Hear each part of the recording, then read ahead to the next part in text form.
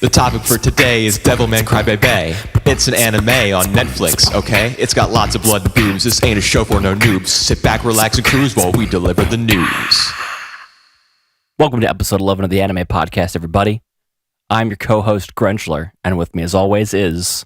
MC Whooper, you already know who it is. Yeah, boy. What's the topic for today? This week, we're calling a bit of an audible because the seasonal shows we were doing are done. And all we have left is Ava and Dandy, so we thought we'd throw another into the mix, and we're going to be doing all of Devilman Crybaby as well, which came out in bulk on Netflix. January 5th. Yeah, 6 days ago. Yeah, and we're not going to do every single episode. I mean, we may refer to such and such an event happening in episode 4, or this happened in the finale. But I think, for the most part, we're just going to be giving our overall thoughts on the production. It'd be hard to review every single episode. There were 10 of them, and yeah, that's a lot of work. It is. And we are, the other name for this podcast that we almost did was Leap, or the Low Effort Anime Podcast, and we're all about that low effort life. We might, I guess we can't change it. Anime Podcast is the name of the channel. Yeah. Yeah. Well, maybe second channel. Second channel, The Leap. A lot of popular YouTubers have second channels. Dude, some of them have like 4. It brings in more money. Yeah, they always say that, but I've always wondered, why would you split your subscriber base like that?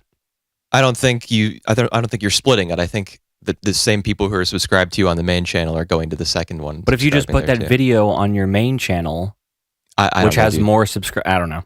Anyways. Who cares? YouTubers are dumb.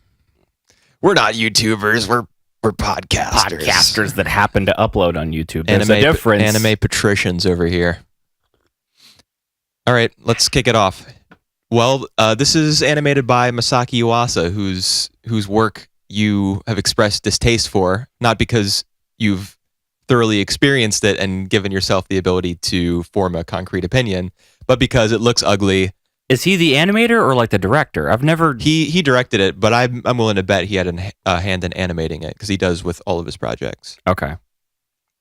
I've always wondered if he was like a director, animator, or whatever. He's those and like a writer, and yeah, he has a big hand in all of his projects. He's the brains of the organization.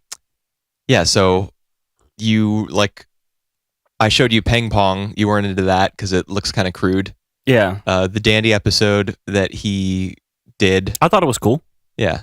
Okay, so you know a little bit about him. How did you find this series? That's a difficult question to answer, honestly, because it's... Okay, well, did you like the way it looked, yes or no? Yeah, I'd say so. Okay. It's just different than what I'm, quote-unquote, used to. Yeah, it is different. Which is standard anime style. Yeah, well, I mean, as you watch more and more anime, your idea of anime being a certain look will get eroded over time as you start watching stuff that doesn't fit into that box. Anime really just means animation from Japan. I mean, there's all kinds of... I thought it meant average nerds inspect mass entertainment. Yeah, I mean, that's its true meaning. Everyone's going to catch on to that once we make it big, Yeah. Real big. Huge. There are all kinds of like autistic arguments about what anime really is, but those don't matter. In general, it's just, animation from Japan. And it doesn't always look the same. So Devilman Crybaby looks a lot different than stuff that you've seen in the past. So you say that you like how it looks in general. Would you say there are any exceptions to that general appreciation of the art style? Not really. I mean, it does, in some of the action scenes, it gets kind of like experimental, or, well, not experimental, but I mean, what's a good way to say it? I think experimental is a fair way of labeling Yuasa's work. Expressionist. Okay. I think would be a better way to say it. I think that's pretty accurate, because in interviews, this guy has talked about it being more important that like the mood and the feeling of a scene be conveyed by the art and the animation, rather than the characters looking, 100% accurate all the time. So he's more interested in the feeling that a series of images evokes, rather than it looking like quintessential anime. Or Moblobs. Yeah, well, that's become quintessential anime, I think, ever since the mid-2000s. It's kind of taken over. But that's probably unfair to say as well, because anime is different. There's all kinds of shows, all kinds of movies, and they all have their own thing going on. It's not like here where everything's a daytime drama shot exactly the same with the same story. What, in America? Yeah. Oh, man, we're living in a golden age of TV over here as well. I mean, half the network stuff is crap. Sure, but that's the case with everything. Yeah. Half of everything's crap. Or 90% if you follow, what's that guy's name? Sturgeon's Law? Yeah. Or was everybody here is trying to be J.J. Abrams. Everybody there is trying to be Miyazaki? I guess, yeah. Well, regardless of whether or not that's true, because that would be a whole 15-minute digression, let's talk about so we touched on the visuals a bit, and I'm sure they'll come back into play as we're discussing the whole show. Yeah. The story. I thought it was, dude, I had, first of all, Devilman's a manga. It's a manga, whatever.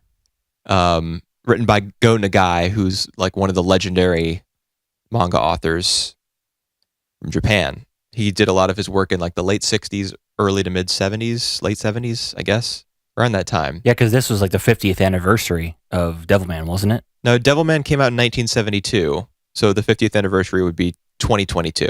Okay. I remember there was something about like a certain year mark for Devilman that was in the credits somewhere. I'm pretty sure.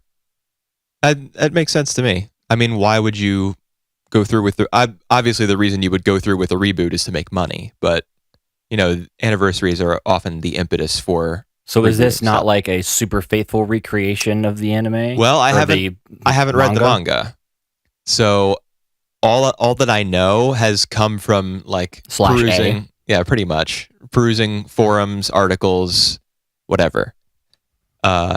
This is not super faithful. It is probably the most complete Devilman adaptation, from what I understand, in that it covers the entire thing from Akira turning into Devilman to the end of the world and the rebirth of the world. Did you catch the post credit scene? The new heaven scene? and the new earth. Yeah, whereas there's the two moons and Earth. It goes back to its magma state and then turns back into himself. Because the moon does get split in half in the final fight between Satan and A.N.I.M.E, or Devilman, I guess.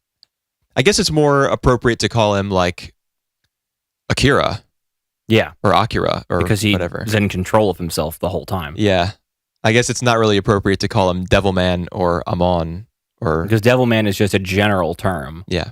Well, he does refer to himself not as Devilman, not as being a Devilman. But then later on, when more Devilman... When he learns there are more, he's like, we are. Right. Then it becomes kind of like a species or just a classification. Yeah. The ending is... We might want to start with the ending and work backwards. You think that would be a good way to approach this? Well, the ending is basically the Book of Revelation. Yeah, the ending it's really apocalyptic, and Satan is a character in the show. His name is directly invoked, and he appears like, I don't think he necessarily appears, but his power is shown. Right. Or and there's angels everywhere, and there's demons, devils everywhere. And it's the final fight apparently in the manga is supposed to last like 20 years or 40 years or something. It was all compressed into like 10 minutes ish. Theoretically, if you go by the biblical standpoint, shouldn't it last 7? 7 what? Years. Oh, I don't know. Is that how long the fight in Revelation lasts? No, that's the the time after, the second coming of Christ. And then everyone who's left on Earth that hasn't been taken has 7 years until for them to either... I'm not super clear on it, but there's 7 years until the end of the world. 7's like a holy number. I don't know. I don't remember my Book of Revelation stuff too well. Neither do I. I remember the 7-headed beast though. That's in there. In what? Revelation or Devilman? Yeah. In Revelation, the 7-headed beast shall come. Okay, well, we're getting a little far away from Devilman. No, because he rides in on a hydra with 7 heads. Who does? Satan. Oh, what? Yeah, he's on a giant hydra with 7 heads. When The does- 7-headed beast. When does he ride in? What are you talking about? Look at my notes. Scroll down. Okay, here we go. You're going to hear a click, folks, if you're listening hard. What are you talking about? Satan rides in on the 7-headed beast. I do remember some sort of weird, like, tentacle thing with a bunch of heads. It was a hydra. It was Okay. a monster with 7 snake heads. So he rides in from where to where? He just like appears and he's like flying over the world. Okay. Just on his way to like fight Akira? I think so, yeah. Okay. I mean, yeah, we're talking about a big, giant climactic fight at the end of the show that apparently lasts a super long. I mean, it's kind of, in terms of you can see that it takes a long time because the world goes from looking normal to looking ragged to being completely destroyed in the span of one episode. Yeah, in half of an episode. You can infer that time has passed. Yeah, and then there's a certain point where the demons, like, they find mankind's last stronghold. Like, they find the last men on Earth who launch a bunch of rockets at them. Yeah, it's in the Nevada desert, I believe. Really? Mm-hmm. How would you, dude? I couldn't even. At the end, I could not even tell what was going on half the time. It was there in Nevada. It's either Nevada or Utah in the desert. There are these really specific looking, just weird pillars in the middle of the desert, and it was one of those. Okay. So it was in the U.S. Well, but maybe somebody like from India or something knows of a landmark in India that has rocks that look like that, and they think that it's there. Well, the U.S. is also directly referenced several times and shown. Yeah, and you even see our current president. Yep. in all his glory. He looks thin. Does he? Yeah. I think I didn't took a like picture. caricature him to look like this horrid buffoon or anything. He just looks, normal. He's shouting because a bunch of people with cameras and stuff are like bursting into the Oval Office. Yeah. We can probably throw a picture in here if we want because I took a screenshot of it. There it is. Okay. Looking good, Trump. Looking good. Yep. You noticed the button on his desk? No, I didn't, but that makes total sense because there is nuclear war in the show. Starting, I guess, in episode 10. There's so The much finale? happens in episode 10. Yeah. Well, it is like 40 years worth of material or something that they crammed into one episode. Yep. Humans have begun a nuclear war. Yeah. It's in my notes. At the one thing that was really confusing to me, and I guess I'll back up and say I was a little lost for a lot of this show. I kept up okay, but I didn't form a really strong attachment to the characters, so I was struggling to keep up at times. For example, at the end of episode 7, do you remember when Ryo is going through all that stuff about like he needs to know himself and he needs to figure out exactly why he's been doing what he's been doing? Is this ringing a bell to you? Yeah. Because in episode 1, he and Akira go to the club, Sabbath, and Akira like begins this plan. He starts stabbing everybody because demons are attracted to blood, and then he calls upon a specific demon, A.N.I.M.E, to like possess Akira. But then by the next episode, all of that seems to have like he seems to have forgotten about it, or he doesn't. In that first scene, though, you don't see him call for a specific demon to possess him. Yes, you do. No, you don't. In episode 1? No, you don't. Dude, I swear to you that you do. I swear to you that you don't, because it's in a flashback that he remembers that happening. I remember the flashback that you're talking about, but he definitely calls for A.N.I.M.E specifically in episode 1. I rewatched that episode and I wrote it up for Starcrossed. Are you sure? Yes.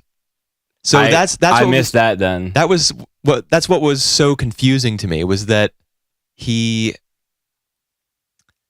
like, obviously by the end you understand that Ryo is Satan and that he was unconsciously enacting a plan to like destroy the world or whatever, or to destroy humanity. Yeah.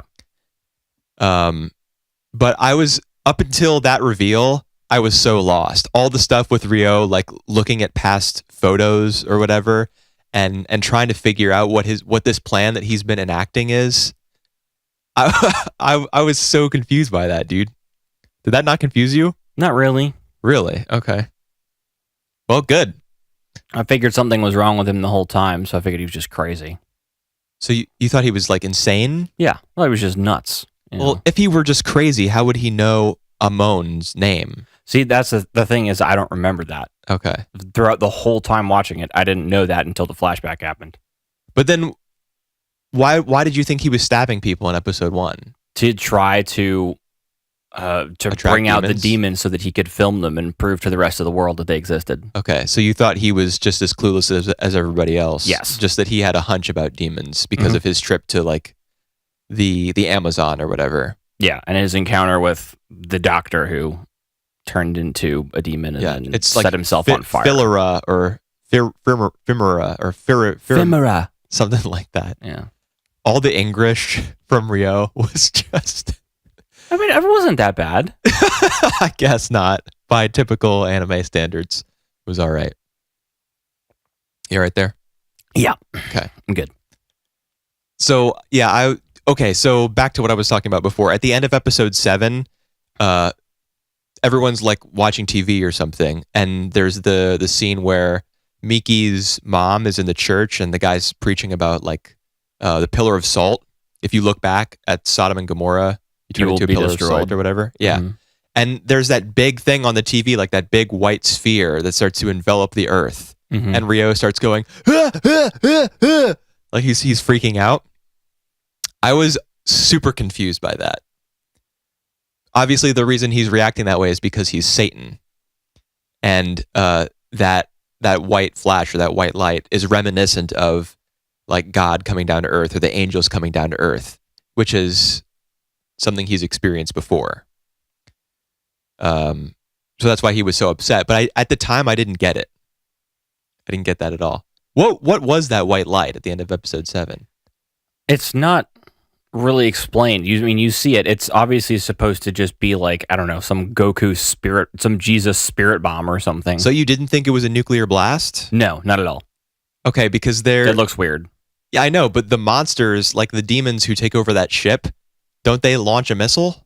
Yeah, but it gets enveloped by that light. Okay. So it disappears. All right, see, that I didn't catch. I mean, I looked up afterwards what it was from some thread on A.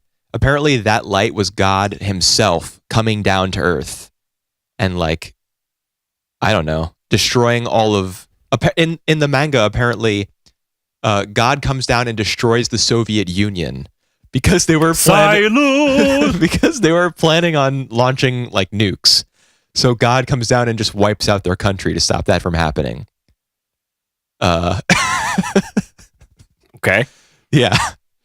But I mean, when I first watched it, I thought that it was a nuke. I didn't. I thought it was a divine force of some sort. Right. It makes more sense that it's a divine force because it so closely resembles all the angels, in episodes 1 and 10. But I thought that maybe the nuclear blast was like really reminiscent of what God looked like or something. And so that's why Rio was so upset. That's the reasoning that I cooked up in my head once we got to episode 10 and the reveal came out that he's Satan. I don't know, dude. I thought the whole thing about him being Satan and having like a secret plan that he's unconsciously enacting, I thought that was weak sauce. Maybe it's just because I'm like a low IQ anime watcher and I just didn't get it. You gotta have a high IQ to understand Devilman Crybaby. Yeah. It's very subtle. I guess. I mean, I was confused by his actions a couple times, but I guess I just didn't think too hard about it. Okay. And just thought, oh, it's an anime. Right. Just like video game logic, just let anime logic take over and just be like, okay, that's what he's doing. I don't know why, but that's what he's doing. And then it explains and you're like, oh, I get it.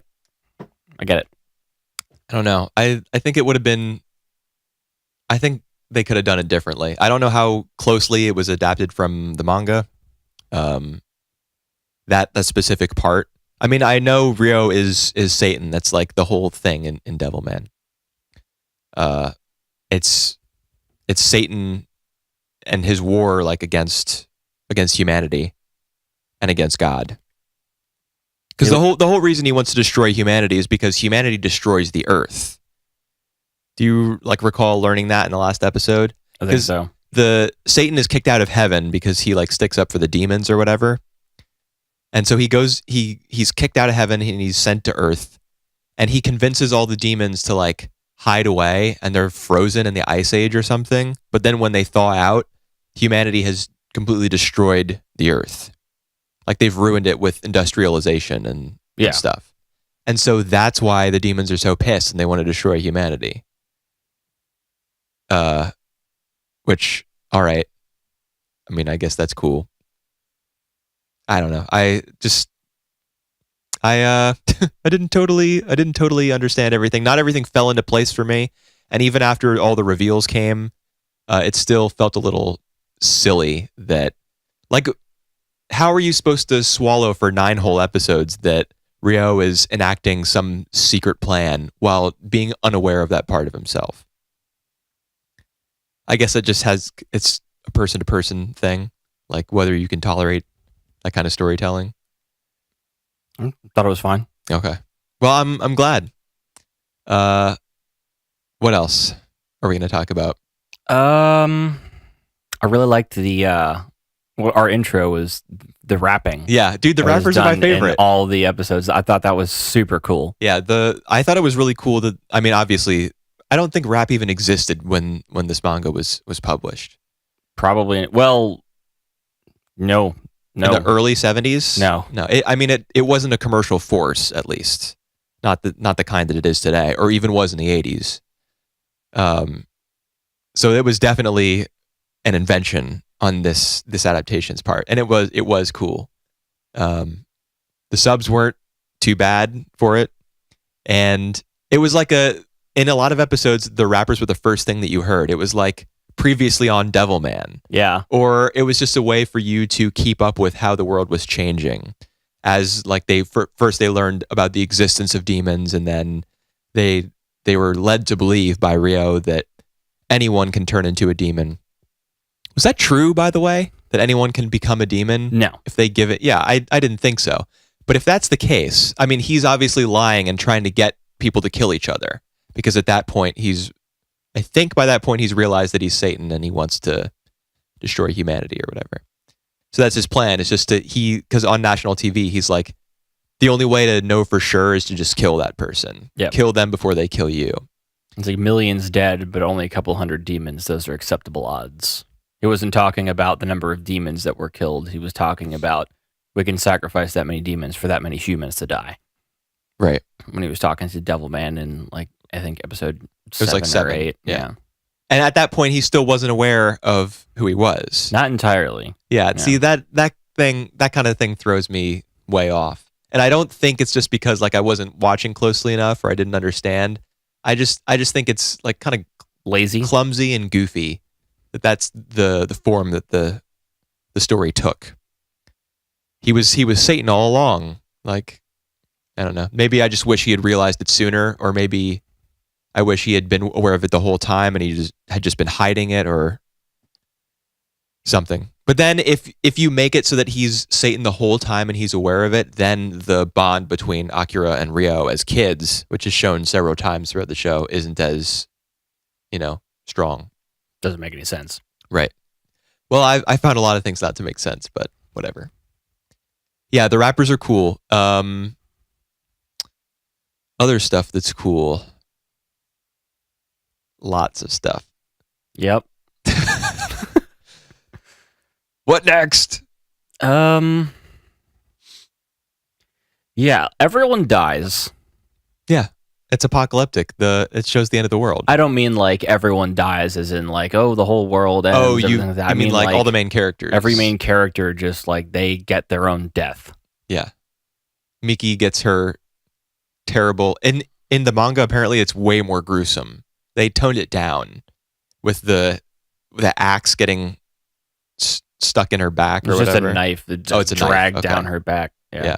But then at the end of that episode, the post-credit scene, did you see did you see after the credits in episode 9? I think so. What was it?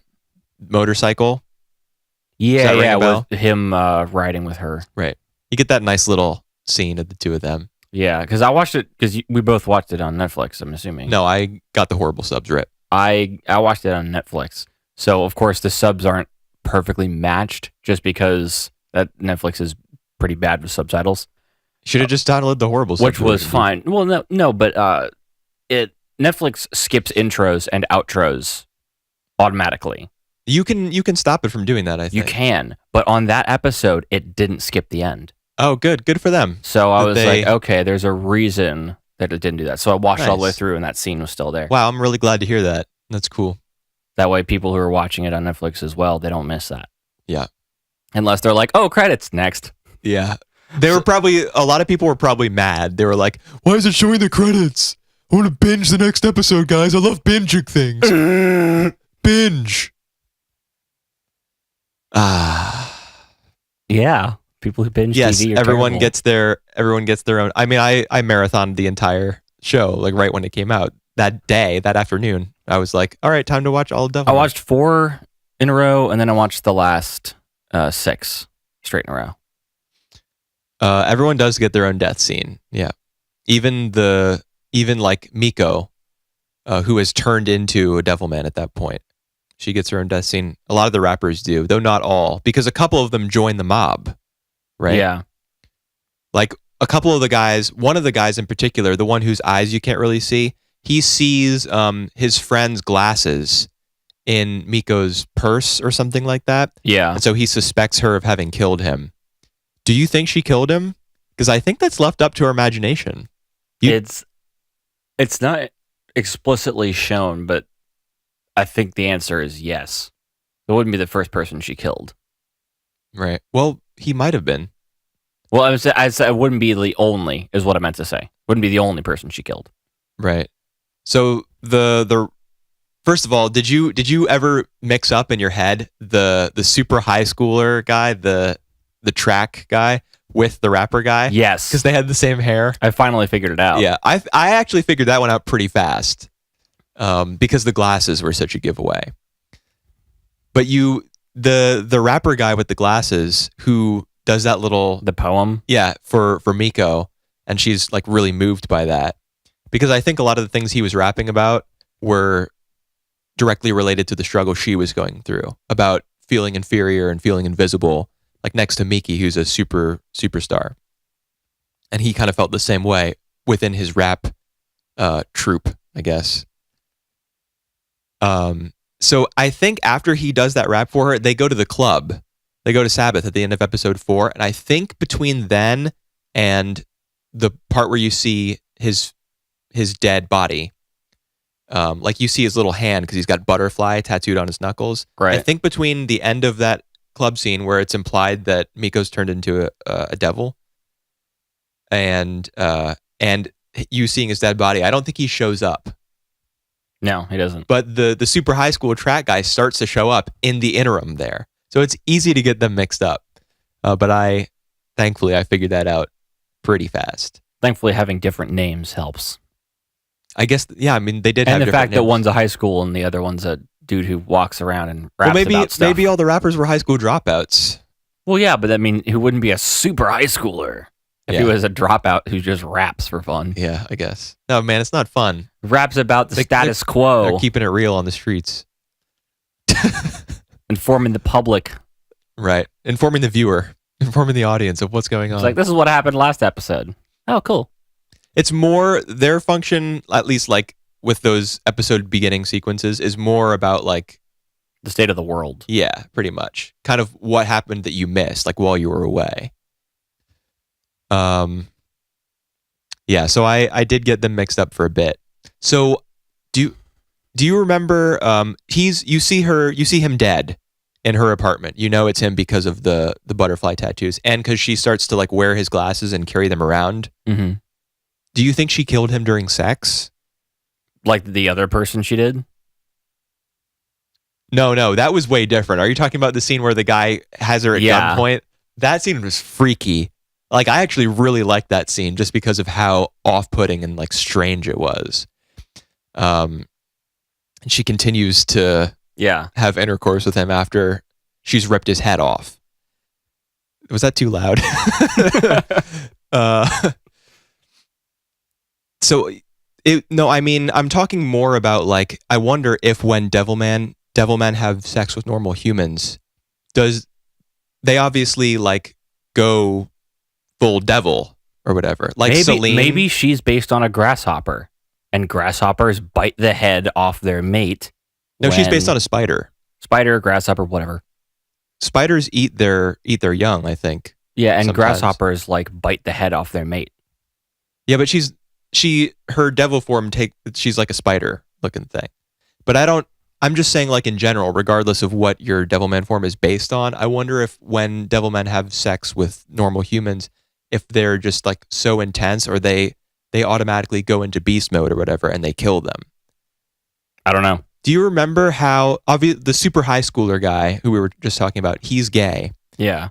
And his boyfriend is super dead. Right. Do you remember how that happens? It's not explicitly shown his death. But do you it's inferred? What's the inference? The inference is that he dies like during sex or something like that. Okay. It's because that's his dream or his flashback or something. Right. At the beginning of episode 6, you see him having sex with a guy who's not his former lover. He's just like some other dude. Guy. Yeah. Yeah. And he does have like a flashback, but I don't remember him flashing back to like killing him accidentally. Does he? I thought it was the other person. That's all I meant by that.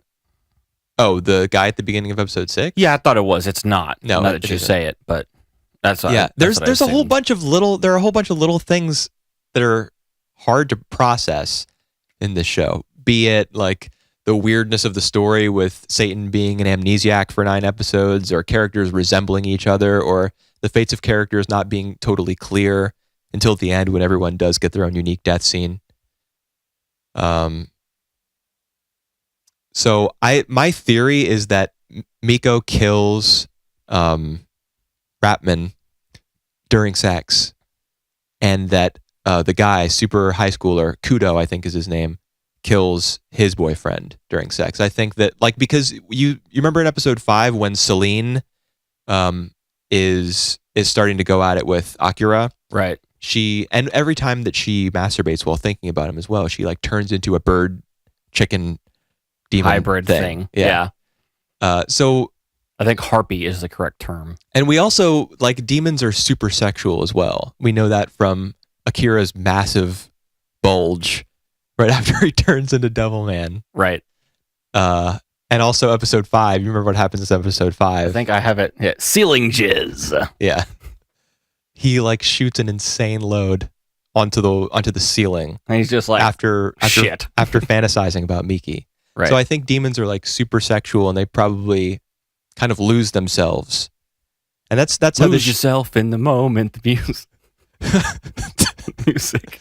I think that's a point that the show is making about sex, is that it's like really animalistic and raw and stuff. That's deep, man. So I think that's my theory about how Kudo's boyfriend died, and about how the rapping guy died. Is that?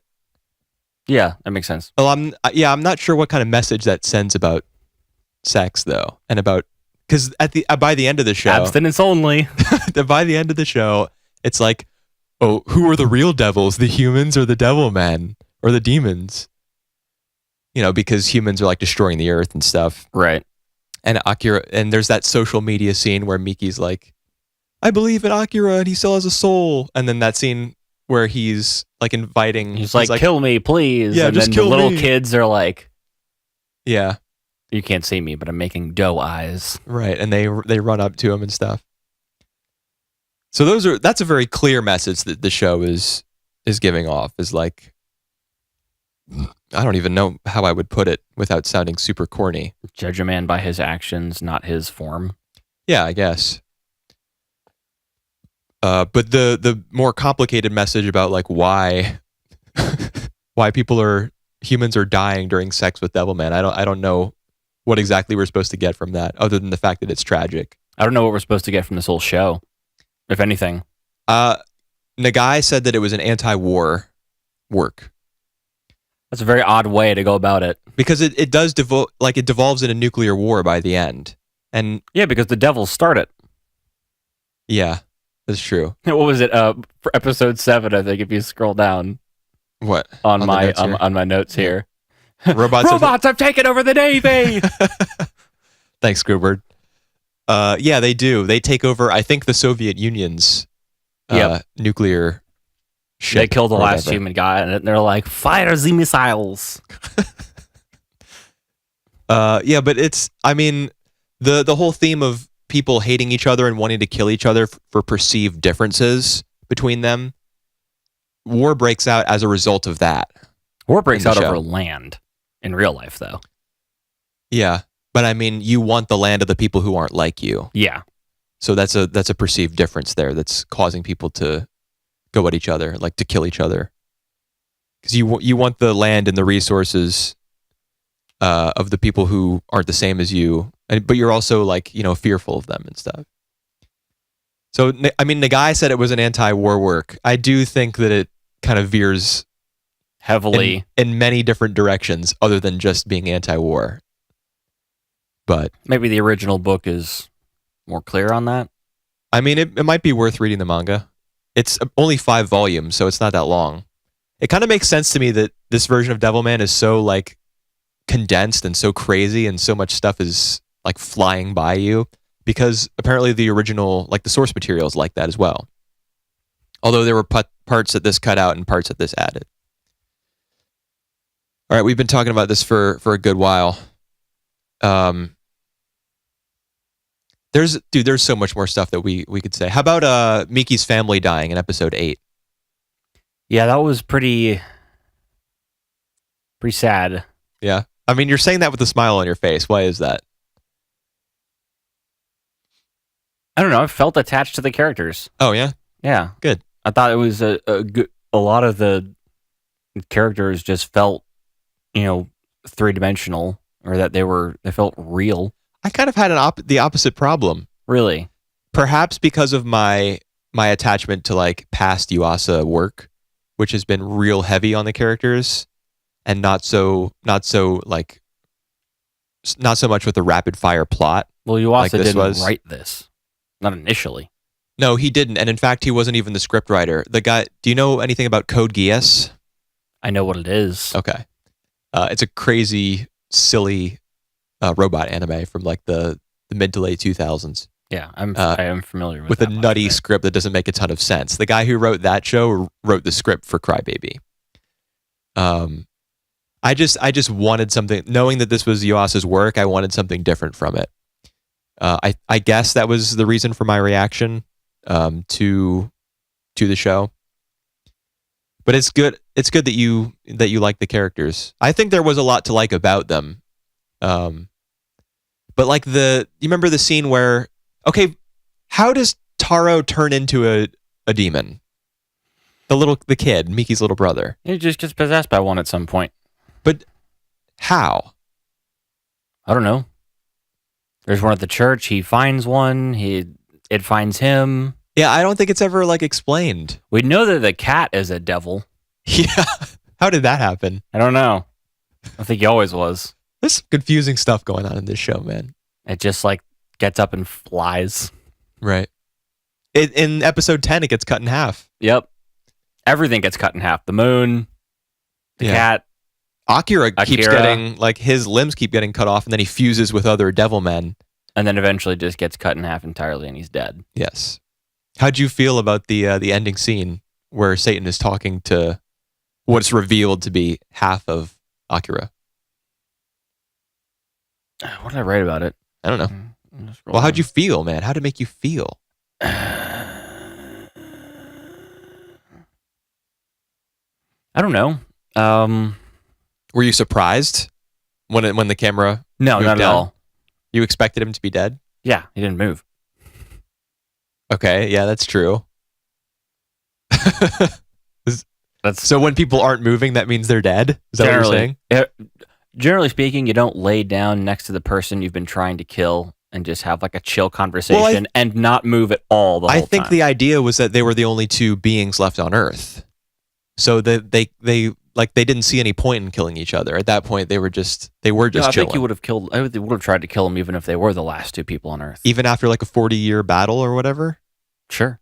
Okay, I didn't. You wouldn't fight a war for 40 years and battling the same person, and then everyone else is dead, and be like, you know what, this war it's not doing it for me. Let's just chill and watch the world end. Dude, you have no way of knowing whether someone who had fought like the same opponent for 40 years would think that way. Because you and I and no one else will ever experience that. You might just get tired of fighting day after day after day after year after year. I don't know. We've been in the Middle East for almost 40 years now. Yeah, but that's not exactly the same kind of fight as is going on here. Definitely not. But I don't think it's been 40 years either. The Gulf War was in the 80s. Wasn't okay, but the 80s and the 20s, that's a 40-year difference. No, well, we're close. Okay. Either way. So you weren't. No, I wasn't surprised that he was dead. It zoomed out, and I was like, "Oh, that makes sense." Yeah. Apparently, did you realize? Did you pick up at all on the fact that this is like a time loop? No. Okay. Apparently, I didn't realize this either. Although I did understand that history was kind of going to repeat itself because of the shot of the Earth with the two moons and stuff. Apparently, like. Satan is stuck in a time loop, and God is continually like reviving the earth and making him go through the exact same scenario over and over and over. This is his he's been at this point this is his personal hell. Yeah, he's been Sisyphus. So Sisyphus is the guy who keeps pushing the boulder up the hill and it keeps rolling back down. He like it's a time loop, and Satan keeps experiencing the exact same events, like with the same people and everything. And he keeps falling in love with Akira. And then the same stuff goes down. And he loses his memory. How did he lose his memory again? I can't remember. How? I don't know. God wiped it. When he came out of the ice, he didn't remember anything anymore? Or I guess. Man, I'm lost. This anime lost me a little bit. I don't know. Just remove the fact that there's a time loop entirely. The only reason I know about that at all is just because of looking it up online. Because there's a bunch of other Devilman works. There's like Devil Lady, and there's Devil Baby. That'll be next, man. The next money grab. All right, I'm running out of things to say. What you got? Say something. I don't know. Can't have there too was much dead air. There was that demon Xenon who just shows up. He kind of showed up just to get BTFO, though. Basically. Yeah, I don't know what his whole introduction purpose was. I wasn't too into any of the demons. There were only two outside of there were. No, there was the five. water. There was the water demon in episode 3. Oh yeah. Who possessed the camera guy and then possessed Miki and stuff. Right. Then in episode 4, there was the demon at the airport with who ate everybody or whatever. Yeah. Possessed Akira's dad, I guess.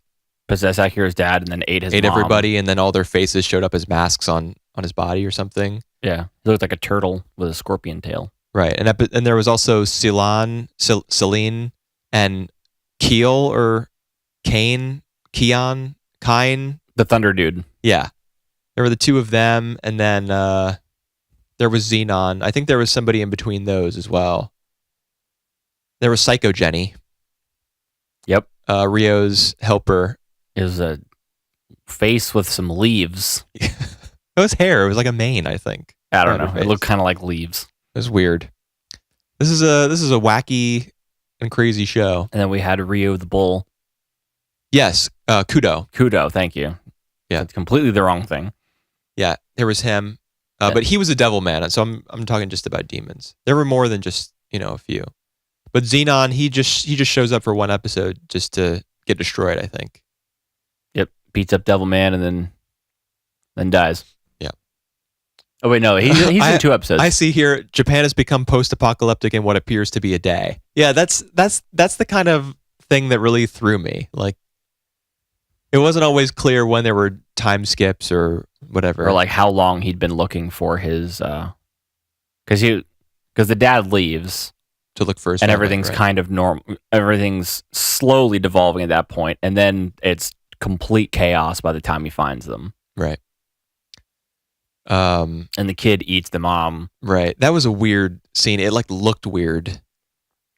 It actually reminded me of another anime specifically, and I can't put my finger on which one. But the scene where he's just the devil man, I guess, or just a demon, and he has that one gigantic eye that you see crying, and then the dad is agonizing for like 90 seconds over whether to shoot him or not, and eventually they all get blown away by the military or something. Yep. Some pretty tragic stuff, man. All right. Last thoughts. Did you like it? I did. I enjoyed my time with it. I felt like I was invested in the characters. I felt moved by a lot of their deaths, and I thought the portrayal of each of them was human, or just they seemed believable. Even though they look like cartoons? Like, even though they look particularly cartoony as a result of the show's style? Absolutely, yeah. Like, very minimal shading going on, just a lot of obviously, like, computerized lines. Yuasa animates in Flash. Kappa Mikey. That's why you get a lot of the weird looking scenes. Do you remember in episode 4, the scene at the dinner table where Taro's talking about, like, if you take drugs, you power up? And Akira, like, he like leans over and like boops him on the head, and he gets really weird and distorted. Yep. That kind of stuff. That's like very Yuasa-esque. But I agree that you can still perceive characters as being human despite those kinds of visuals. Pixar does it all the time. Yeah. Okay. Well, you get a recommendation from Grenchler over here for Devilman Crybaby. I would say that it's worth watching. I'd say it's worth watching, but don't have small children in the room. Yeah. Or people who are easily disturbed. Yeah. Or people who are even capable of being disturbed. You need to be an edgy, dark lord. An edge lord, which is weird because you didn't like Hellsing. I think I appreciated this about as much as I did Hellsing. Okay. I wouldn't say that I disliked either of them.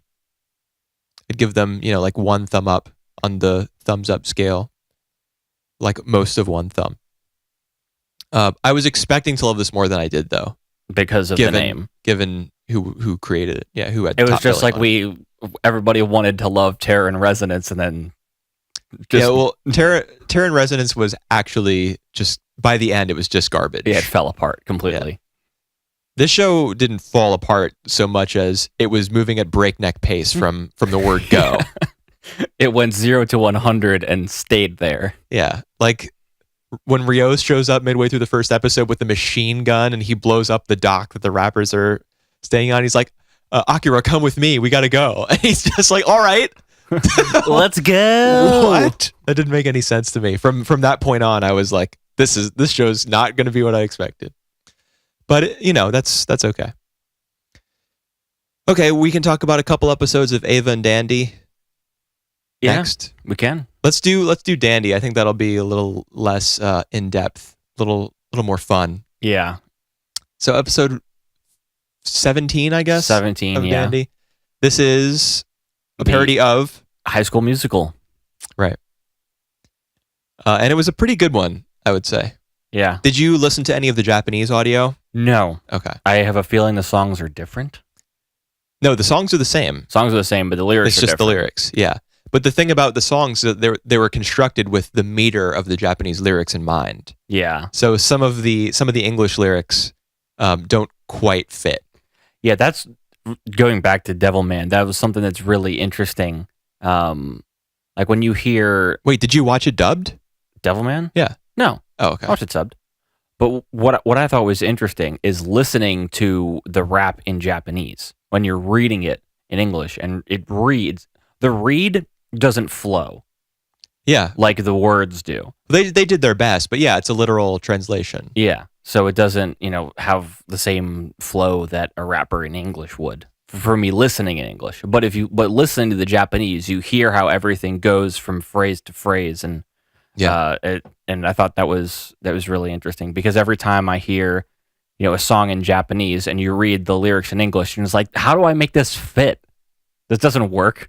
Dude, that's just you try to. What are you even talking about? That's just how translation works. It's not going to be the exact same meter. I know, but I just thought it was really interesting hearing the Japanese like flow like that. Yeah, I thought it was. It's the same as rappers in English. I know, they're just but making it fit the music. I don't know why that to me like stuck out. Well, so it's much. probably you haven't had too much exposure to it. No, that's so I'd recommend that you go back and listen to because you got the same rip of Dandy that I did, right? Yeah. Bonkai 77 or something like that, yeah. the subgroup.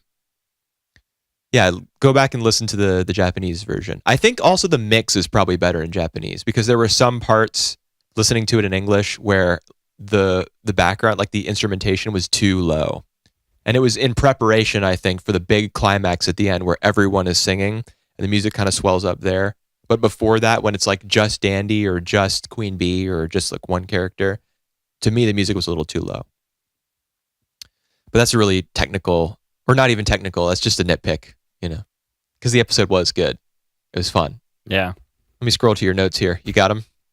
Yeah, I got notes, man. Me too. What was your favorite part of the High School Musical parody? That's a good one. That's a good question. Oh, my favorite part was the security robot. It's like, no superpowers allowed at school, and like throws the guy like, just out to the other side. Right. Did you notice? You remember at the end when all the characters were lined up and they were doing that thing where and the robot's dancing in the background? Yes, that's in my notes. Their heads are moving. They're doing that little thing where they're all mimicking each other's movements and creating that kind of cylinder effect. Yep. The robot's in the background through the hole in the wall that he created. Yep. The robot is in the back dancing. Lol. Yep. Oh, we're saying lol out loud now? That's what my notes literally say. Don't do that. Okay, I'm sorry. The robot is dancing in the back. Laugh out loud. Just, oh my God. ROTFL. We're going to move past that. Yeah, it's a fun little episode. Of course, Dandy is thinking that he goes to the school more interested in all the girls than the alien that they're supposed to find, which he forgets about halfway through. Right. He gets really invested in that. All of them forget about. Yeah, by the end, yeah. QT and Meow forget as well. They show up as janitors. Yes, and the little purple mustache that Meow has, and QT's his little outfit with all the mops and stuff stuck through random holes in his body, and the hose coming out of his. Oh man, just the level of creativity that goes into all their different outfits when they go to different planets and stuff it's just so charming. Yeah, of course there's a whole caste system in school, like there's the popular kids, but they actually sing about it. Yeah, which I thought was really cool. It's kind of strange hearing it in English, at least. Yeah, because it's not like it isn't true. Now, there's a caste system in every high school. Yeah, but that gets played up, I think, in fiction. But I think it's real, though.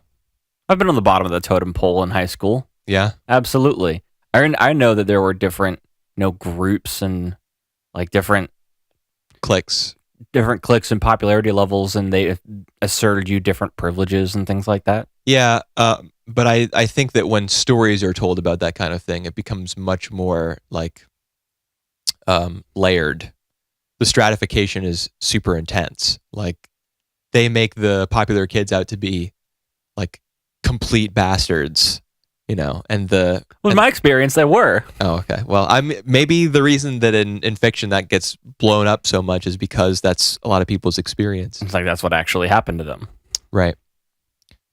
I guess that's life mimicking art, or is it the other way around? I think it's both. I can't remember how that expression goes.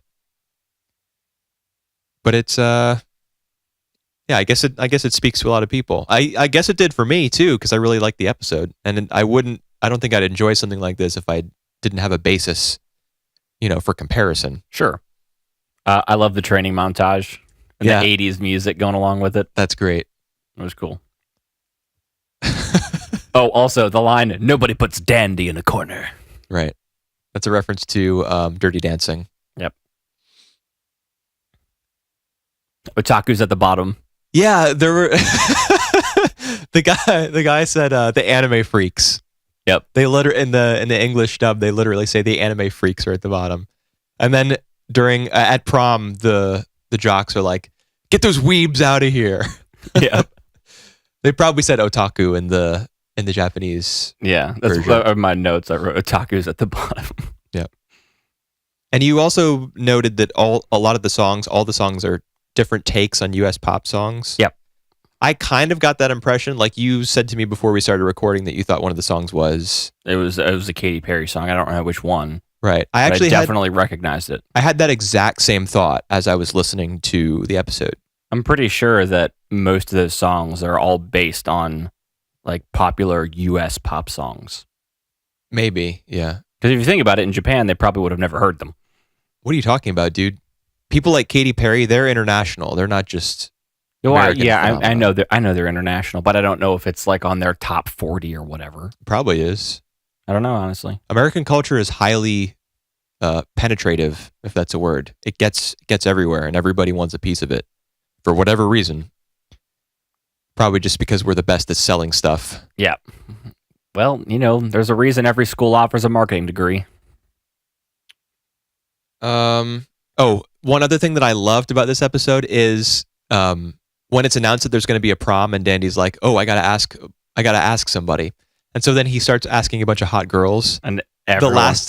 There's three of them, and the third of the three is an alien, and it's like a Venus flytrap looking thing with a mouth on top of its head that spews white goop at him. Yeah, that's like something this show does all the time. When there's a bunch of hot chicks or whatever, like at Boobies, for example, a bunch of them will be human, and then one of them will be like a hideous looking alien, but the show presents it as being attractive. Yeah. I just find that so, I don't know, like fascinating that it's kind of the show's way of teaching you that that society has progressed to this point where humans and aliens are measured, I guess, on the same scale of attractiveness, and that it's not weird for aliens to be seen in that light. It's a very clever way of delivering that bit of information.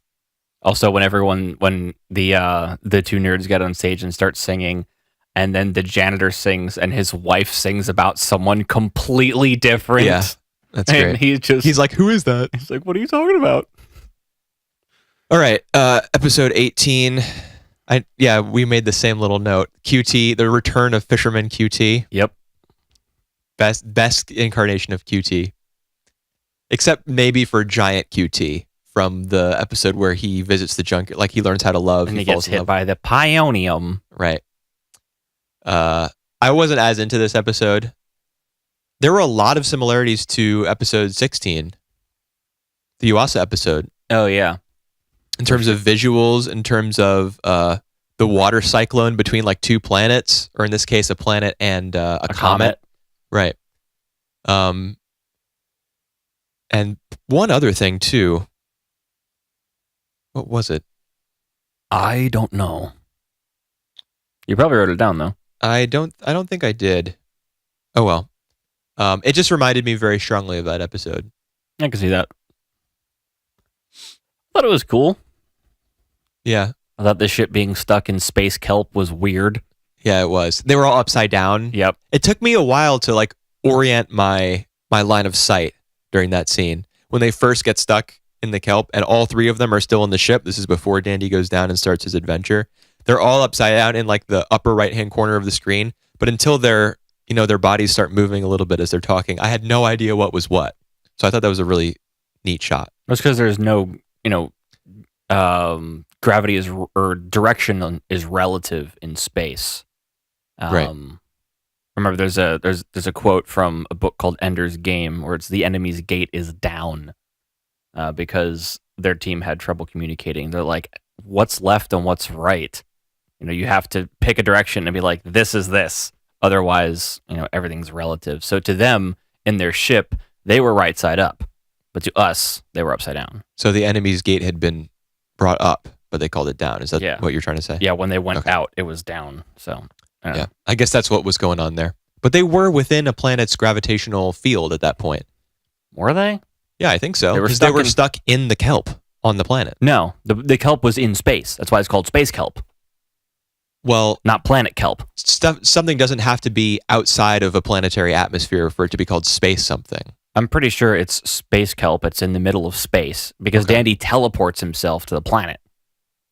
I thought that was just because the ship was stuck in the kelp that was on the planet. Well, yeah, no, I just think it had. I thought it was in space. It probably was. Let's go with There's a lot of planets in this show where there's something like, above the planet, kind of acting as a barrier or whatever, like the River of Time in that one episode, or in stuff like that.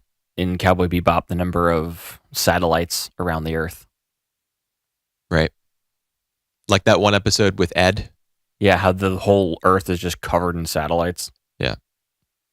Or just trash. Yeah, trash and satellites, basically. Just a layer around the planet.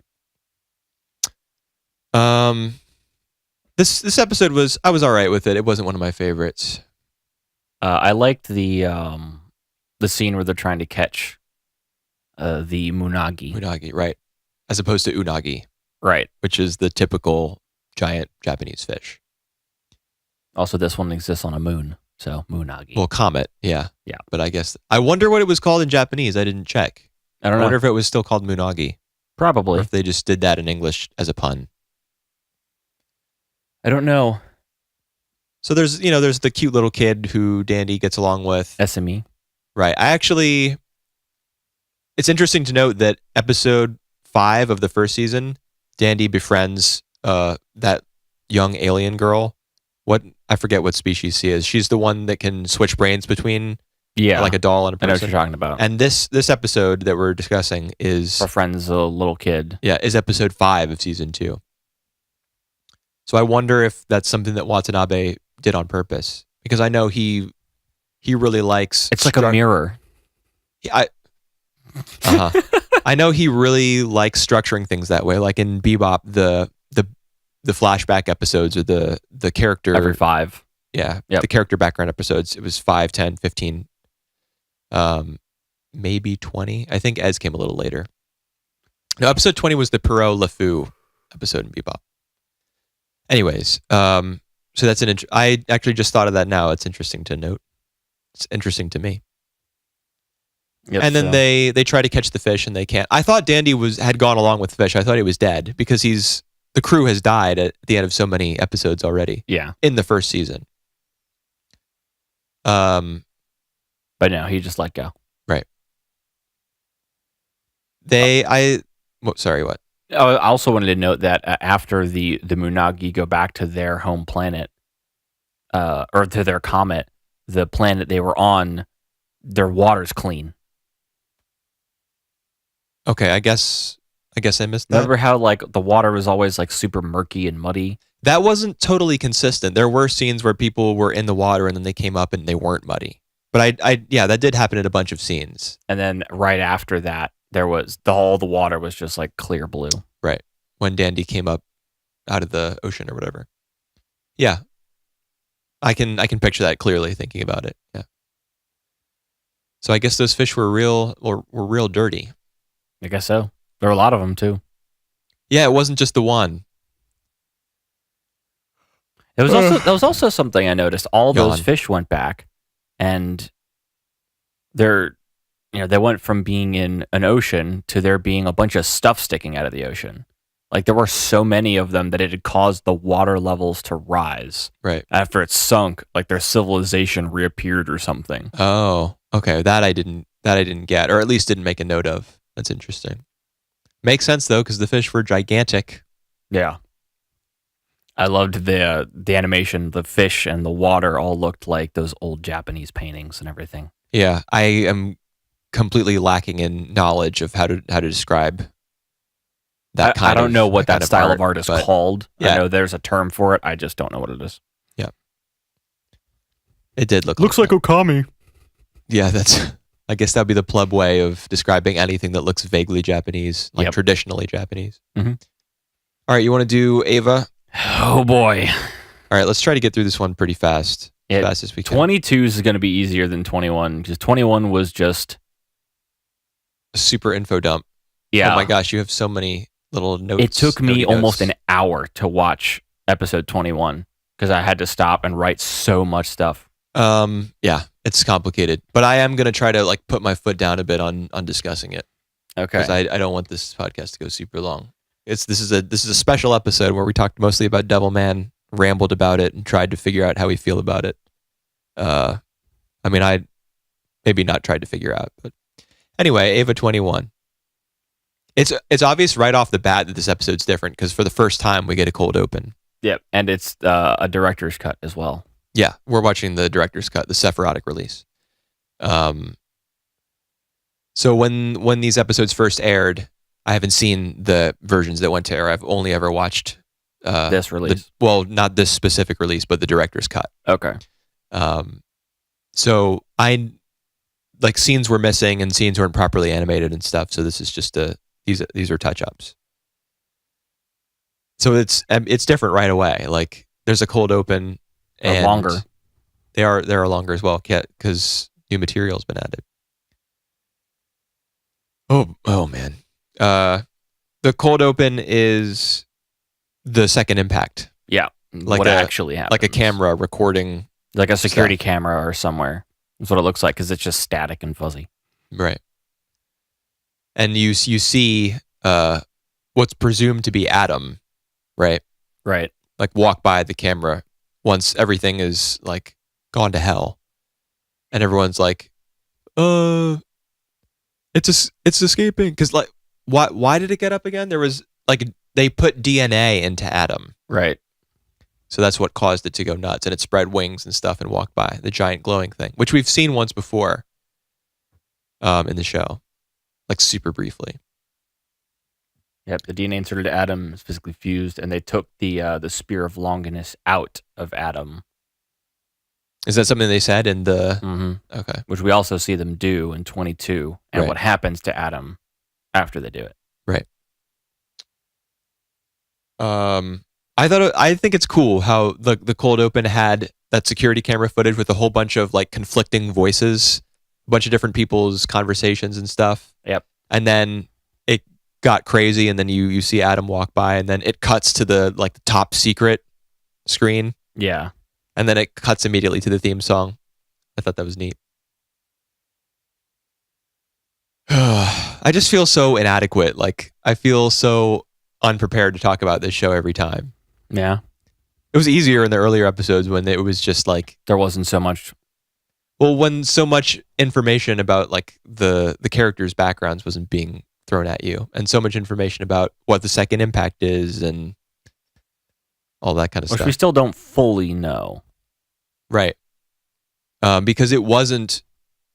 An angel contacting Adam. Yeah. We know that that's not what causes it. Right. We learned that in episode 22, maybe? Or something? Yeah, we do. Because Misato's like, wait, so it's like, won't that cause the third impact if you, and Gendo just sits there silently. It's like, so an angel contacting Adam didn't cause the second impact. I remember What did? I remember what you're talking about, but is that because their plan at that point is to throw the Spear of Longinus, Yeah, to or kill the Lance of Longinus, to kill the angel. right? But that wouldn't be the angel contacting Adam, would it? Unless the spear is part of Adam. Yeah. Yeah, I remember exactly what scene you're talking about. So what we previously thought about the reason for the second impact is wrong. Or at least what Misato thought about it. I mean, I think we know why the second impact happened. It's because of the DNA that they put into Adam. We don't that know. We hear about. Right, we don't know what kind of DNA. We can assume it was human.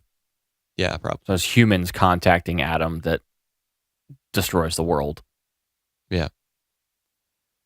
We also learned what the geofronts, or that the geofronts weren't created. They were there. Well, they were created by like they were there, but it's not as though they were always there, right? I think there was some kind of impact that caused them. I think the inference is that it was always there. Really? Okay. Huh. I think so. Because there are two. Yeah, there's one at the South Pole, which is where they had set up camp. But don't you think that the one at the South Pole was there because Adam was there? I wrote specifically what it was. The geofront was not made by man. Someone else made it perfectly spherical. Yep. The geofront is identical to the cavern found at the site of the second impact. Right. So the site of the second impact being where Adam was. So don't you think that the reason that... So then the geofront was the first impact? I don't know, or some kind of similar thing. The exact same event happening. Yeah. Possibly what wiped out the dinosaurs. Maybe. I don't know. I mean, if there was a second impact, there must have been a first impact, right? So maybe the geofront under Nerve, or the geofront where Nerve's base is, was the first impact. Was the site of the first impact. Yeah, maybe. Because I remember it mentions that for the second impact that the atmosphere changed drastically. Yeah. And we know that, when the dinosaurs were wiped out from the meteor hitting, that the atmosphere drastically changed and they all died. Right. So if we assume that it happened, forever ago, that hole has been in the ground for basically ever. Right. That would make it kind of like Destiny, that all this stuff is happening in Japan. If that's why, if the location of the first impact was where Japan is now, then it would only make sense, I guess, that Nerve would be created and use that as their home base. Does that make sense? Yeah. Okay. Sometimes I don't know whether I'm making sense when I'm talking about this show in particular. So the big, I guess, development, like in the current day in this episode, is that Fuyutsuki, the vice commander of Nerve, is captured by Seal. Yeah, or Seele, whatever. We're gonna call it Seal. And he's questioned not by the men themselves, who we often see talking to Gendo, but by like monoliths, those big stone tablets with just like audio only, right? And their numbers on them. Yeah, but it's a reference to Space Odyssey, 2001. Yeah, I remember the giant monoliths. Yeah. So they wait. How was this a reference to 2001 Space Odyssey? When was 2001 Space Odyssey released? Like not in 2001. Okay. A long time ago, dude. That's part of the title of the film. Okay. You got some watching to do. Apparently I do. I know what you're talking about, though, because it shows up in EVE Online. There's a big black monolith that just like floats there in space in random spots. Yeah, I mean, 2001 is super influential film.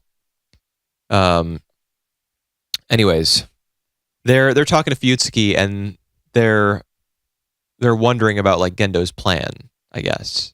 Yeah. And they're talking about the fact that Eva, like Unit 01, has become a god, and they have no use for a godlike being. They have no use for a fully realized god. Right. It's just... Which is why they didn't want an S2 engine in an Eva.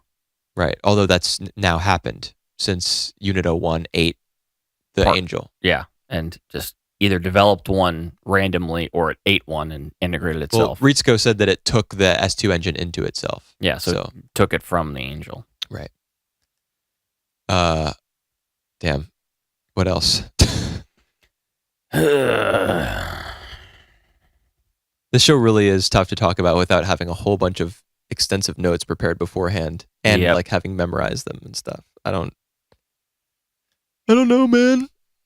Sorry to all you Eva super fans out there who are grading us on our commentary and our knowledge. This episode moved really quickly. Like there were certain scenes, certain sequences that moved really fast, and in particular, the one I'm thinking of is Misato, who is taken into custody because of her relationship with Kaji. Like Nerve suspects that Kaji's the one who kidnapped Fuyutsuki, but we later see Kaji like rescuing him.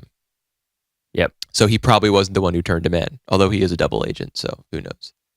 There's a scene where Misato is freed from captivity, which comes out of nowhere, and then immediately it cuts to Kaji waiting for somebody in a room with like a fan behind him, and he says like, I've been waiting a while, or like it took you took you long enough or something like that. And then it goes to black and you hear a gunshot. So we can infer he's dead. Right, but the way those two scenes are laid out with Misato getting freed immediately before that scene, It leads you to believe that she killed him. right? Yeah, and I don't even remember whether that's the case, but just the fact that they had to put those scenes in that order, like so quickly. I think they did that on purpose, though, to mislead you. Oh, If you that's think not so? what actually happened. Well, I don't remember whether that's what happened or not, and I don't even if I either. did, I couldn't say because it might be considered a spoiler. Spoiler alert. Only 4 episodes to go. Now is like the worst time to get spoiled. Yep. Speaking of Misato, I mean the rewinding a bit, the point that I was making about those two scenes is like they felt a little awkward to me because it was clear that they had to be put in that order in order to give you that impression that she killed him or that she may have killed him. Yeah. I think that was intentional, though. Yeah, but it still felt weird. It felt weird to you, but not to me. Okay, cool. We learn more about Misato as well. Yep. That Only- she Only a survivor of the second impact. Well, we knew that already, or we could guess because her dad. We saw that flashback in episode 12 or something, where her dad puts her into the little safety pod, Right. and so she survives. Although I wonder how she was fished out of the sea because you just see it floating in the sea. Well, they would have inspected. It was like, well, Who's they? the UN. I guess. But she does survive, and we learn that she was aphasic, I think is the word that Ritsuko uses. She was mute Yeah, for she 2 didn't speak years For 2 years afterwards because of the trauma. of seeing Adam rise with wings, and Did she see that? it's not clear. She saw her dad die Right. on the other side of the glass. But who knows what she saw after that? Maybe she saw like a whole bunch of stuff go down. She saw the giant glowing giant, Yeah, maybe. or the glowing giant. Yeah. Yep. She is Bleh. For 2 years she doesn't speak, but then in college when Ritsuko meets her, she's super bubbly, like she she's talks her. too much, like she's making up for lost time, Yeah. or that's what she mentions. She's her normal self, like the self that we know. And she and Ritsuko and Kaji they're like peas in a pod. They're all best buds or whatever. Yep. And we learned a ton of stuff about Ritsuko's mother. Oh my gosh. We learned a crazy amount of stuff. Dude, what is going on with Rei? So she's introduced as the daughter of Gendo's friend. Yeah. That's how he introduces her to everybody, I guess. Ritsuko's mom's like, that looks a lot like Yui. Yui, Gendo's wife. Right. That's the impression. That's like the sensation that she gets when she looks at Rei or when she meets her or whatever. So, like, time passes, blah, blah, blah, and a bunch of really significant stuff happens that I'm glossing over and I don't even remember at this current moment. I have it written. But Written there's everything. a scene where little Rei, Is like lost, or yeah, quote she unquote says that lost. she's lost, and then she repeatedly calls Her an Ritsuko's old mom. hag. Yeah. Well, she calls her Basan, which means like old woman. Yeah. As the translation that I read was old hag. Yeah. Me too. So she repeatedly calls her Basan, and then she says that that's what Gendo calls you. Like, that's what the commander calls you. And so Ritsuko's mom snaps, strangles her, And- probably to death. Right. And then Because we see later a chalk outline and a bunch of blood. right. But was that Rei's body? Is that what the chalk outline was for? No, I think it was her mom. You think she committed suicide?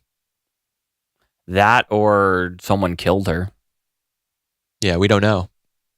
But the narrator does mention, who's narrating at that point? Fuyutsuki, probably? I think so. The narrator does mention that, because at that point, the organization is Gehern. It's not NERV Yeah. yet. So Gehern is disbanded and NERV is created, and all the personnel are moved over except for Ritsuko's mother. Because she's not around anymore. Right, because she's probably dead. And in the Magi as well.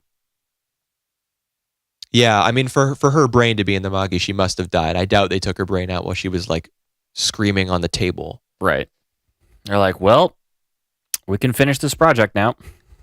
Yeah. Well, I wonder if in her creation of the Magi, if she knew that she was going to have to die for it to be finished, because it uses her physical brain. I mean, in the creation of the Avas, they knew that, or it appears that like a human is sacrificed in the process almost. I'll say more about that. Why do you think that? Because when Unit 01 is created, it seems like Gendo's wife just disappears, just out of nowhere, and we know that she took part in experiments at Gurren, and she signed up for them, and she disappears. People have a terrible opinion of Gendo for some immediately, like he's callous about it, and it's like you grieved for a week, and then the Human Instrumentality Project starts, and Ava 01 comes out of nowhere. Like, it seems like a human has to be sacrificed for, or fused, or whatever, because it's mentioned that an Ava is essentially a recreation of Adam in man's image. I think when they're talking about Unit 01, a recreation of Adam made by man, a prototype for God. Right. Unit 00. Yeah. So, Yui disappearing. When she disappeared, she like air quotes. She combined. She fused with the Ava somehow, or something like that. Her soul was lost to it, or something. Because they say that Avas have souls. Right. Ray says that in particular in the elevator scene. They have to get that soul from somewhere. I don't think they can create it, and I think they have to get it from a person. Yeah. Yes, that's true. Do you remember in the cemetery scene with Shinji and his dad? Shinji's dad says, "She's not buried here." Wonder where her body is. In the Ava. Probably. I don't know that for sure. I mean, we know at this point that the soul of Ava 01 is Yui Ikari. But I don't think we know if her body's in there. Which makes us wonder who was this soul for Unit 00? For Ray? It's a good question. Do you think you know who the soul of Unit 02 is? Yeah, it's got to be it's got to be You're trying to remember her name? It's Asuka. Asuka, thank you. It's Asuka's mom. Yeah. Asuka's crazy mom. They kind of confirm that. We can move to episode 22 now, I guess. They kind of confirm that it is her mother in that Ava, because they say the funeral scene when the adults are talking and little Asuka is standing there and listening to everything they're saying, I guess. They're talking about how she went crazy after some experiment that she herself had proposed. Right. Like as a result of her research. And she couldn't recognize her family anymore because she thought that a doll was her daughter. Yeah. There's that really sad scene where she's in the hospital bed. She's talking to the doll as if the doll is Asuka, and then looks through the window, sees her actual daughter looking at her, and talks to the doll like, that big girl over there won't, like, you're never going to grow as big as her if you don't eat your veggies, or something like that. Something crazy. Yeah. Yeah. So you and I both have repeatedly referred to Asuka as like a little brat over the course of the show so far. Sure. I mean, I've notated that literally. Yeah. But maybe now it's a little clearer why she acts the way she does. Yeah. Because she had a messed up childhood. Yes. Not only did her mom go nuts and subsequently either be fused with an Ava or kill herself. Well, I think she did kill herself, because you see the scene where the angel is like shooting that beam of light at her and like assaulting her mind. You see in her mind, you see that scene where the doll is like hanging from a rope and you hear her mom inviting her to die with her. And then right afterwards, she's like, "Wait, who are you? I don't recognize you." I think you can infer, and I think the show is implying that her mom committed suicide. and that she tried to get Asuka to do the same, Right. but that didn't work out, obviously, because Asuka's still here. So really dark, kind of messed up stuff going on in Asuka's mind, even when it's not being probed by an angel. She's a troubled individual. That's for sure. The very first thing that we see in episode 22 is her coming on to Kaji. Yeah. So she's not only does she have unresolved issues with her mom and her dad too, who her dad had an affair with the doctor who was in charge of taking care of her mom. Did you catch that? Yeah. That whole I think we're meant to assume that she heard all that stuff going on. I don't think, like the scene where she's looking in through the window at her mom and she's got that little pout on her face. You hear a conversation between her dad and the doctor. I don't think you're meant to think that was going on right then, like in another room. But I do think that Asuka being in the frame when that dialogue was going on means she heard it. Yeah, at some point. And she may have even seen them together having sex. Right. Yeah. So she's like sexually messed up because of her dad's infidelity, because of her issues with her mom. Right. She has unresolved issues. She doesn't have a mother to model her behavior after. So she inappropriately is attached to Kaji. Right. She wants to hurry up and grow up and be her own person, not dependent on her mother and her father, both of whom have failed her. And she has adopted parents at this point. Well, I think, or adopted mother. I think it's just her stepmother. I don't know. I guess we don't know that for sure. We don't know. She talks with her in German. Yes. In really bad German accent, dude. Just abysmal. It's kind of funny. In an otherwise not very funny episode.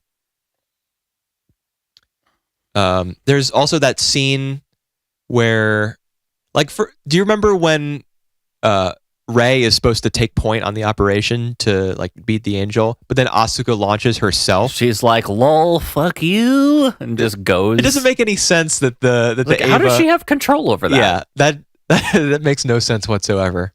But I guess they needed it for the story. So she goes up there and she gets mind raped by the angel. That's, not an appropriate term, I guess, but that is essentially what happens. That's the common term, in Ava discussion and fandom, I guess, is mind rape. And it's not just applied to Asuka, it's applied to Shinji as well, because he goes through it earlier in the series. In the Sea of Dirac. Right. There's that scene where it keeps repeating a bunch of Asuka's catchphrases or whatever. That's not me. Yeah. And did you notice that it was a different voice actress each time? It was all the other voice actresses for Misato, Ritsuko, Akari. I didn't catch Rei. that at all. Yeah. It was the idea is it was Asuka's self-concept is being destroyed, and she's thinking about all the other women in place of her. I noticed that her voice changed when she said one specific word. Chance. Yes. Yeah. That's what that's the most iconic Asuka line. I noticed that was changing, but I guess I just didn't pick up on the rest of it. Yeah. I think it probably would have been much easier for Japanese people to do it. Of course, because it's their language. So they would notice right away if someone different was speaking. But I think that's what that scene is meant to represent, is that her image of herself is being destroyed, and what's replacing it is her evaluations of other people. Because something similar happens with Shinji in his really introspective psychological scenes too. He's wondering whether he's the real him or whether other people's perception of him is the real him. Exactly. Yeah. So I think something similar is going on with Asuka there. And I guess for there's probably more we could say, but as a last bit of commentary, how did you like the elevator scene? Where it's just dead air for a minute solid.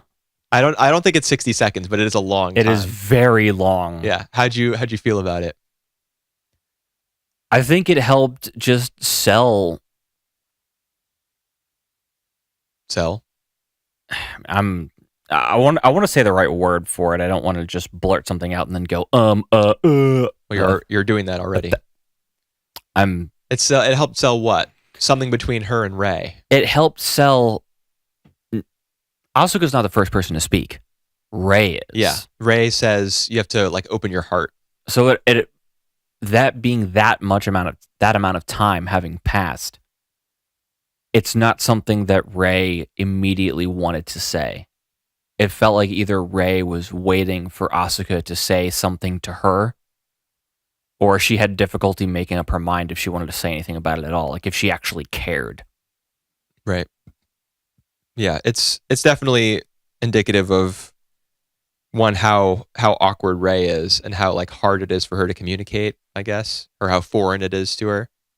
And also the gap between the two girls, like their personalities, their relationships very strained. And the way they even stand in the elevator just like talks about it. They're kind of on opposite sides of the elevator. Ray's like right in front of the door and Ray Asuka's is like just got her arms crossed. Then leaning up against the wall in the back. Yeah. And of course, Asuka thinks that Ray is like, it's like, how dare you? Picking on her and mocking her and making fun of her. That's why she keeps calling Ray a puppet and Shinji like the great invincible Shinji. She can't accept that either of them are like better than her or different from her. It's a very controversial scene, the elevator scene. A lot of people think it's just stupid that it goes on in silence for so long. I don't think so. But it does, if nothing else, it does really make you feel that there's tension between those two individuals. Asuka says a bunch in this episode that she just hates everyone. She won't use the same like bath water as Misato and Shinji. She hates everybody. Most of all, she hates herself. So this is the Asuka episode. Sure. Yeah, I mean, it's your self-image is something that's probably most people struggle with.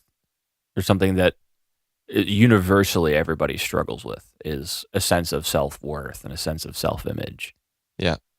And, that being exasperated by, the only guy she wants is constantly rejecting him. Her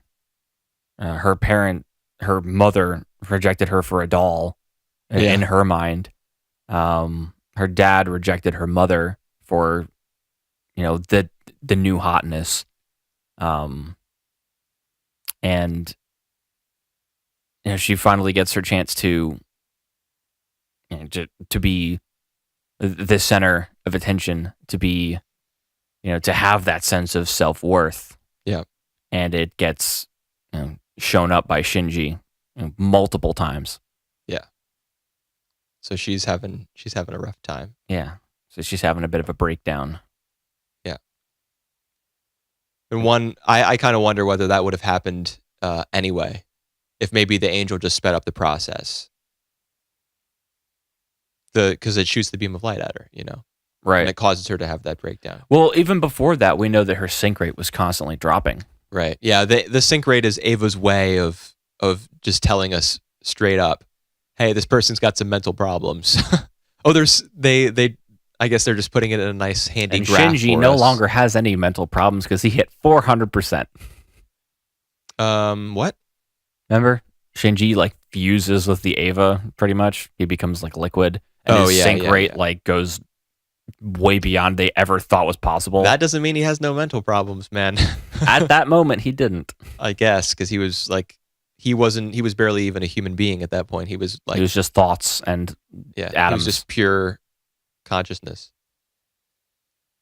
So last question, why is Rey still alive? If she was strangled to death, or was she? Or was she?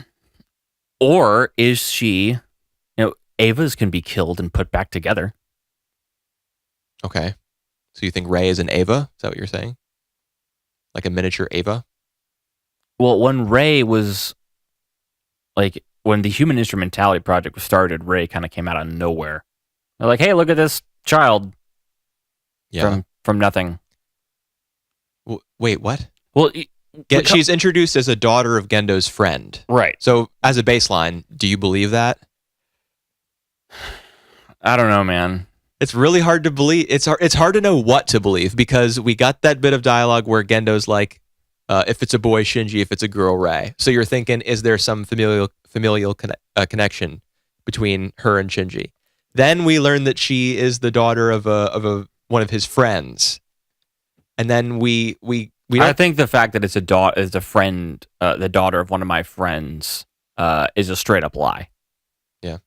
I still think that she was created, and the reason she needs to go back in that tube is to like regenerate herself or something.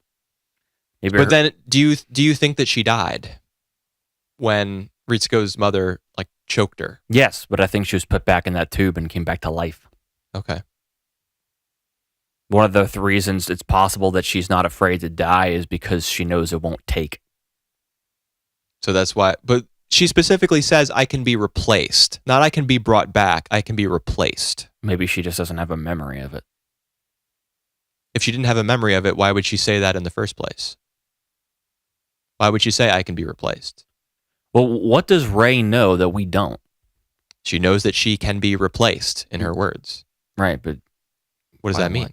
I don't know. Maybe she's just an army of clones. Maybe the reason she constantly seems so distant is because you're constantly interacting with a different one. A different Rei each time? That would be weird. Don't know.